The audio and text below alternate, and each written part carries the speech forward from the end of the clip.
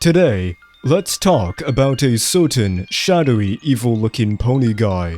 Out of all the big bad villains seen throughout My Little Pony Friendship is Magic, King Sombra is the one I personally find to be the most fascinating, and also kinda tragic. He was first introduced to MLP in the show's Season 3 premiere, as the Crystal Empire's former tyrannical and sadistic ruler.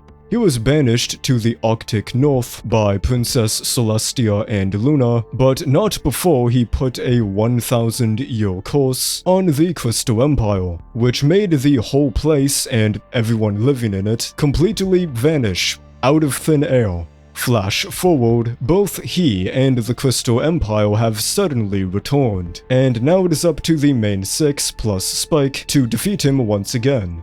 Of course, they end up winning, and Sombra is banished again by literally getting shattered into pieces in a big flash of magic light. Honestly, if King Sombra just never appeared again in any way after this, then I think he would still be quite a memorable villain in the show's history.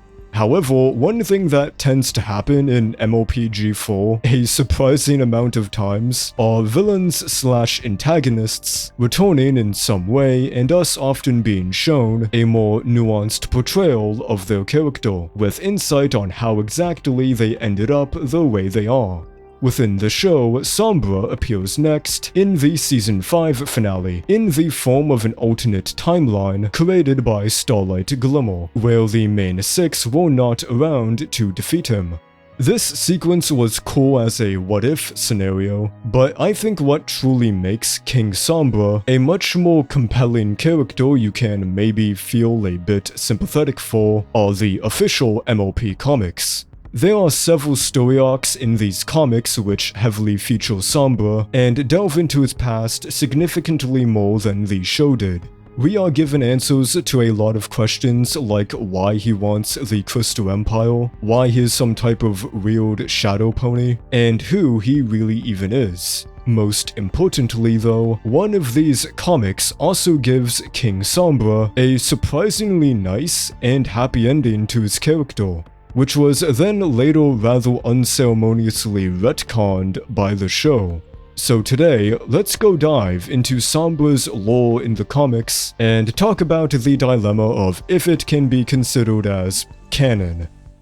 But before we do, I got a word from this video's sponsor, Raycon Earbuds. Summertime is in full swing, and whether I'm out for a walk, chilling to music while video editing, or taking a call on the go, my Raycon everyday earbuds almost never leave my side. They are seriously one of my essentials, as they're compact, comfortable, and packed with features that actually make a difference. I've been using these blue ones, which as you can imagine fit my whole vibe perfectly, and the new model is a major upgrade. It includes 32 hours of battery life, multi-point connectivity so I can swap between my PC and phone without missing a beat, and my favorite, active noise cancellation. As someone who has a nasty habit of procrastinating, this feature is an absolute game changer for staying focused. And here's something else I love, the quick charge function. Just 10 minutes of charging gets you 90 minutes of playback time. Plus, their new protective case covers, they're super sleek and you don't even need to take it off to wirelessly charge. That's both convenient and stylish.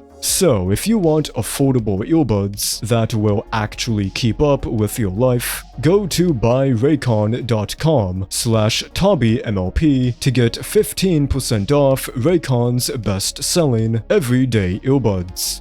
Brought to you by Raycon. Big thanks to them for sponsoring the video. And now, onto those comics. The first comic I want to look at is Friendship is Magic Issue 1, which establishes an actual backstory explaining Sombra's past from his childhood through to the beginning of his downfall we see in the show. Twilight and Cadence are snooping around the Crystal Empire castle one day when they accidentally find Sombra's old diary and begin to read it. In it, Sombra explains that as a young kid, he was discovered by patrolling guards alone in the frozen north. With his parents nowhere in sight, they brought him to an orphanage. At first, when he was asked any questions, the one and only word he knew how to speak back was Sombra, which was how he got his name. Due to him not being a crystal pony, not having his cutie mark yet, and generally just acting sort of strange, Sombra was ostracized by the other kids. All except for one pony named Radiant Hope, who also didn't have a cutie mark yet, with the two of them quickly becoming good friends. One day, the two of them are outside when they gaze upon the crystal heart and suddenly see prophetic visions of their futures, with Radiant seeing herself becoming a princess and Sombra seeing himself as a dark, shadowy being. Princess Amor, the ruler of the Crystal Empire, sees Sombra distressed by his vision and basically tells him he has the power to change his destiny. A few days later, the Crystal Empire is having the Crystal Fair, a celebration of the Crystal Heart, and Sombra suddenly gets severe, debilitating pain that only goes away when the festival ends. Each year, Sombra experiences the same pain only when the Crystal Fair happens. One year, it gets so bad that his body literally begins to fracture and fall apart, revealing nothing but black shadows inside him. Radiant Hope manages to heal him though, with her magic, resulting in her finally getting her cutie mark, with a special talent in being able to heal virtually any injury and sickness. This catches the attention of Princess Celestia and Luna, who invite her to study in Canterlot. This makes Sombra realize that the visions of the future the Crystal Heart gave the two of them are starting to become true.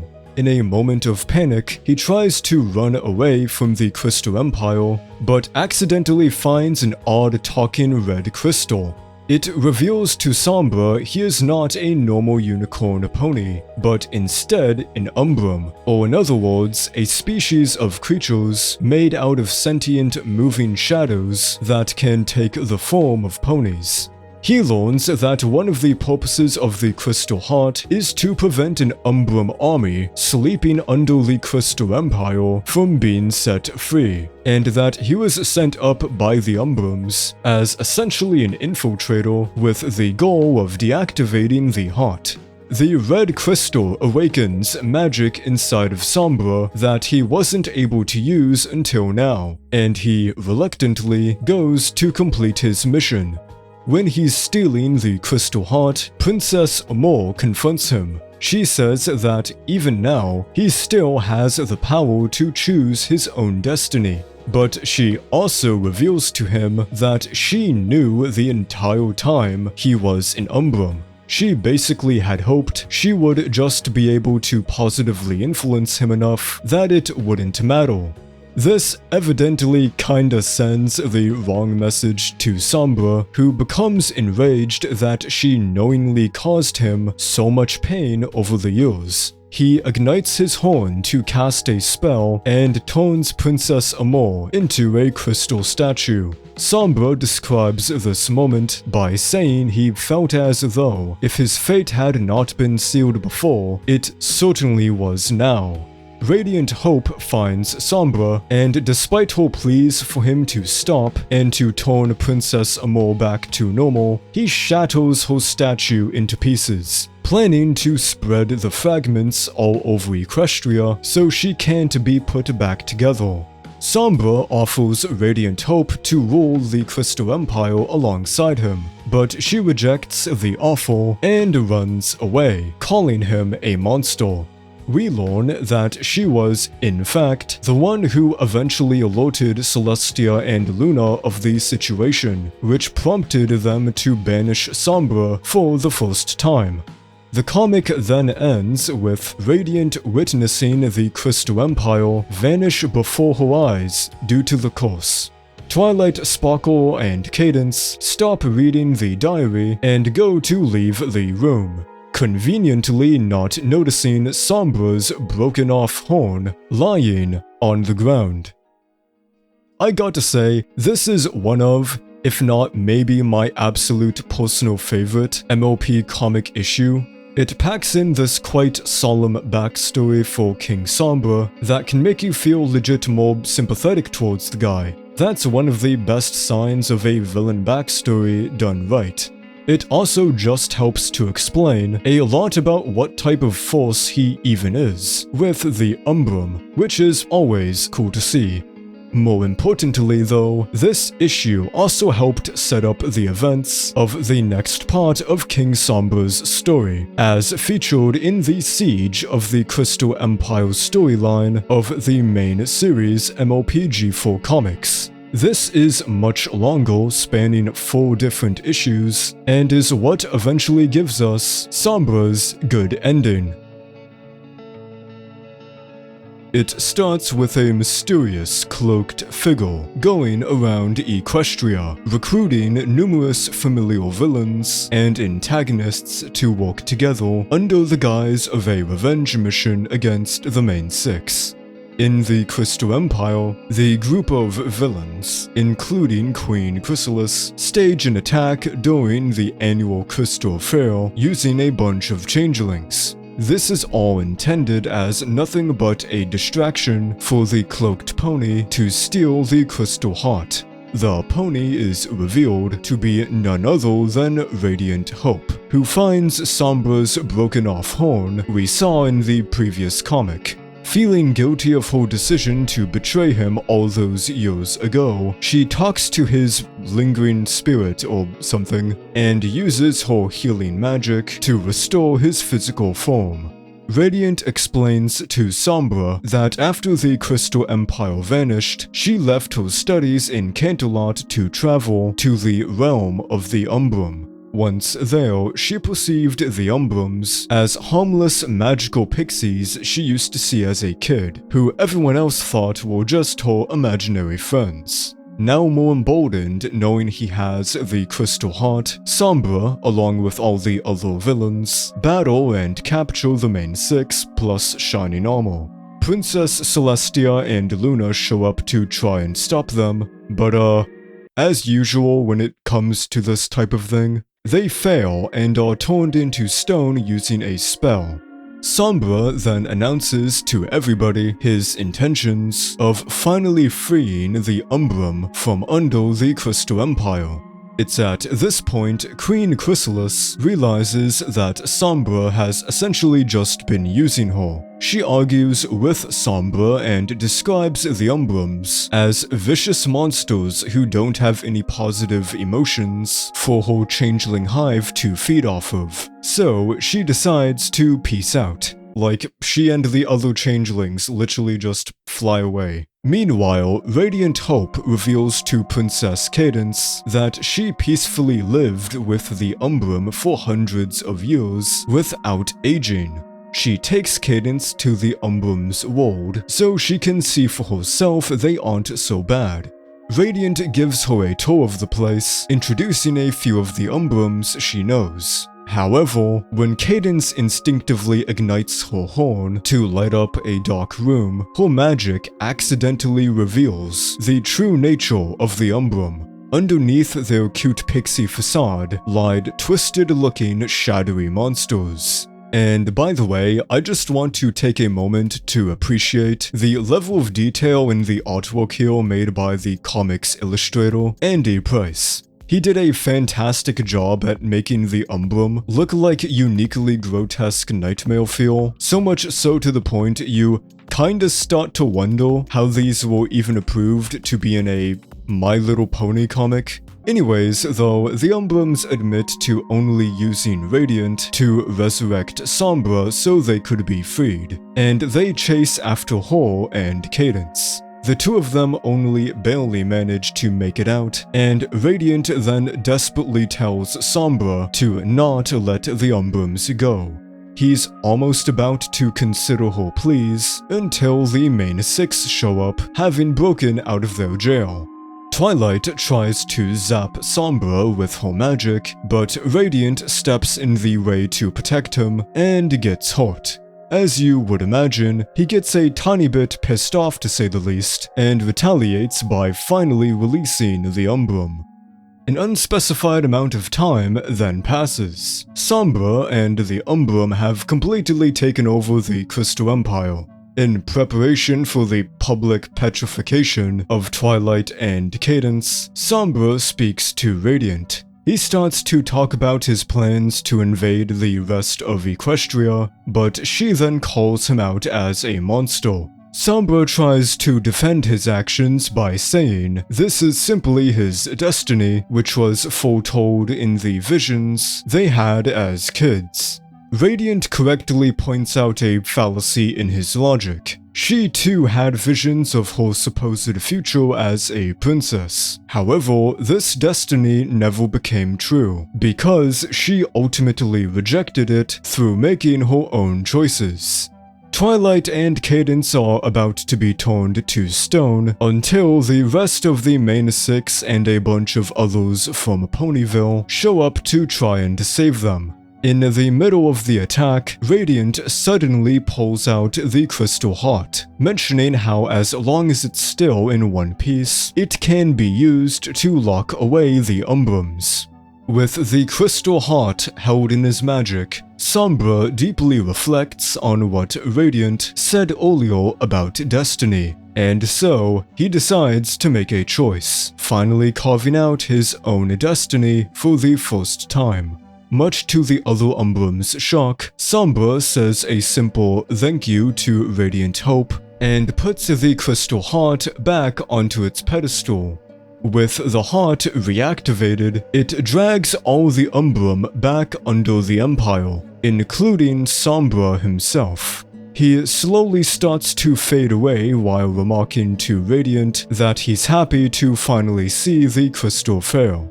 In a desperate bid to save him, Radiant starts to use her magic on him, basically playing a game of tug-of-war with the Crystal Heart. Grateful that he had a change of heart, the four princesses start to help her, and together they save Sombra by magically transforming him into an actual unicorn pony. Now redeemed and literally a changed pony, he apologizes to the princesses for, basically everything. They forgive him, and he decides he's going to use his second chance to find all the fragments of Princess Amur's statue throughout Equestria, in hopes she can be pieced together and brought back. The comic then ends with panels of Sombra accompanied by Radiant Hope as they begin on their new journey together. So, if it's not obvious enough, I am a big fan of the Siege of the Crystal Empire. I think it's genuinely one of the best written storylines in all of the MLP comics. There are some nitpicks to be had, like I think the plot twist where the entire species of Umbrums minus Sombra are just portrayed as unquestionably antagonistic was kinda cheap. And then there's also the admittedly justified debate and dilemma as to if Sombra even deserved to be redeemed, considering some of the stuff he chose to do. Feel free to let me know what you think in the comments below by typing up your King Sombra college thesis.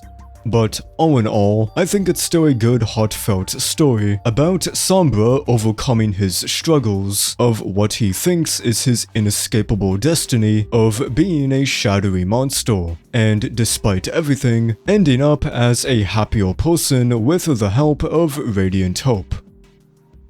Which makes what happened next a bit frustrating.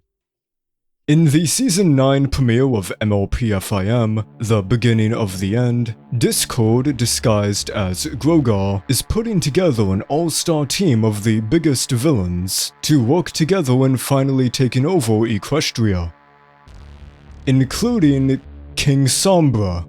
He's not too interested in actually working with them though, so he goes out on his own to try again at taking over the Crystal Empire, and also Ponyville and Canterlot.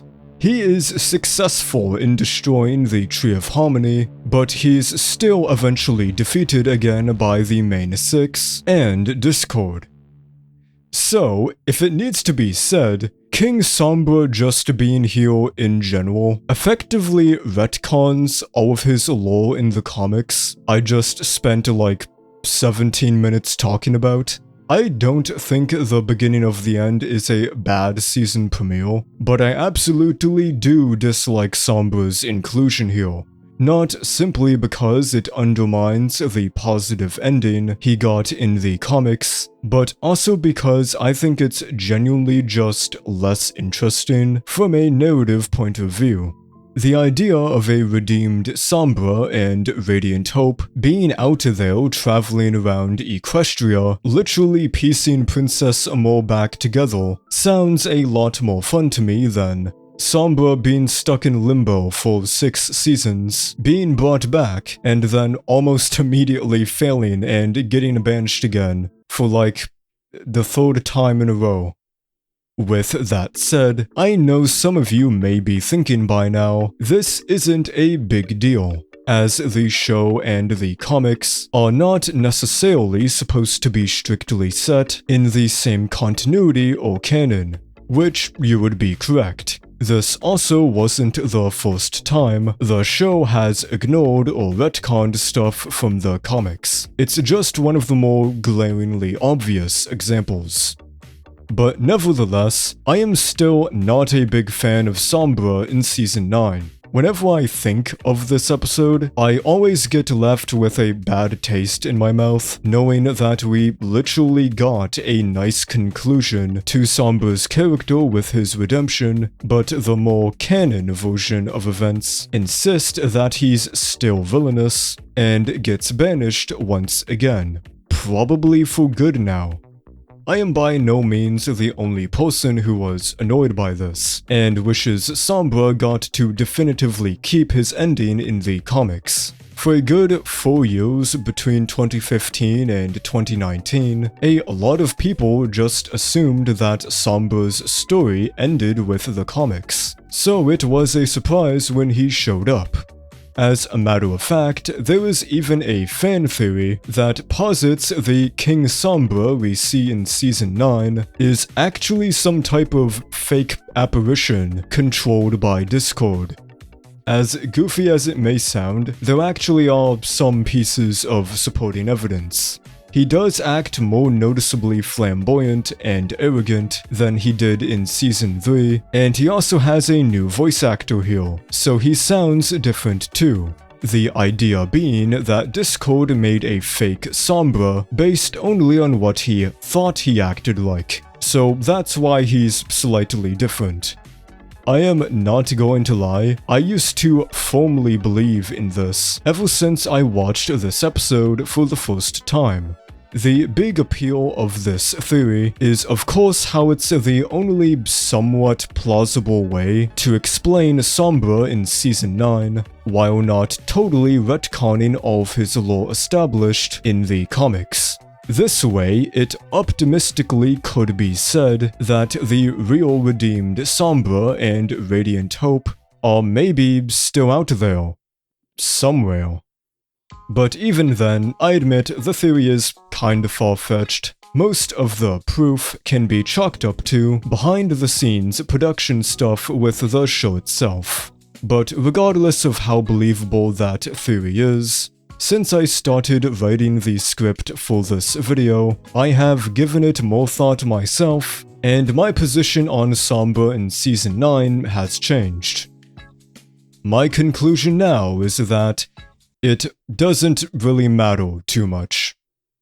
In 2022, to celebrate the 10th year anniversary of the official MLP comics, a special edition of the first issue of the main series was released. As a small gift to the fans, this edition contained a brand new 8-page bonus comic at the end. In it, a grown-up future Spike is taking questions at a book signing, where it's revealed to us that, in universe, he is the one who writes all of the MLP comics. basically as his own way of chronicling the main six's adventures. What can be described as the pony equivalent of a neckbeard steps up and begins pestering Spike, calling him a liar over numerous timeline inconsistencies and contradictions between the comics and the show, specifically mentioning how King Sombra was redeemed and then later still showed up again as a villain. Spike responds to the guy by saying he wrote the comics from his point of view with only the knowledge he had at the time of writing. He didn't always have all the details, so he would sometimes need to fill in the gaps for the sake of telling a good creative story, even if that would occasionally mess with the overall timeline chronologically or lore-wise. A pony in the crowd in support of Spike shouts, quote, "I wish Sombra could have been redeemed. I like that better than what actually happened." And another pony says to him, "Even if they're not canon, the comics are party canon because they give you more of what you love." If it's not clear enough, this mini-comic is essentially intended to be meta-commentary by the actual real-life writers of the comics, addressing that type of complaint some people make. I interpret it as them saying the comics were written at a time when they had no idea the show would bring back Sombra several years later. Yeah, it does suck that the ideas they made got flat out disregarded, but just because a comic doesn't strictly align with the canon of the show or vice versa, doesn't make it any less valuable to experience. Because at the end of the day, even if it's a case like this, where something was retroactively diminished in some way, it still exists as its own story to be enjoyed. It doesn't particularly need to neatly fit into the show's canon. Beyond talks of continuity and such, I would say it's then a subjective matter as to what ending for his character you personally like more or think he deserved. If you were to ask me, in my mind at least, Sombra was a pretty awful guy, but I like to imagine he found peace by keeping his happy ending. Thanks for watching. Well, that was the video, and now here's the outro. I hope you enjoyed watching it because it was quite fun for me to look back into the history of this evil horse guy and talk about his odd contradicting endings. I would love to know what you all think in the comments below, and I will see you whenever I see you.